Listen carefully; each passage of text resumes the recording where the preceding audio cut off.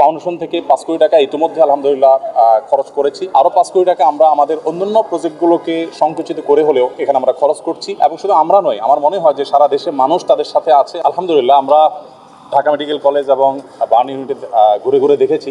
প্রত্যেকটা পেশেন্টের কাছে আমরা গিয়েছি। উপদেষ্টা মহোদয় ছিলেন, সাজিদ ভাই ছিলেন, আমরা অন্যরা ছিলাম।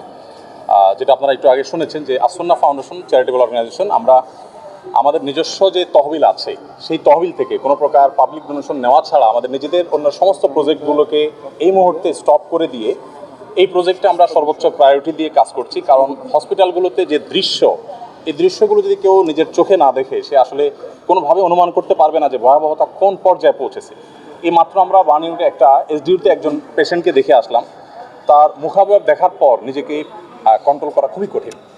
তার চোখ ছাড়া এই পুরো জায়গাটা জাস্ট গর্ত হয়ে আছে, পুরো জায়গাটা গর্ত হয়ে আছে, মানে চোখ ছাড়া আর কিছু একটা চোখ তাও মনে হয় আছে, আর পুরো জায়গাটা জাস্ট একটা ভয়ঙ্কর গর্ত হয়ে আছে।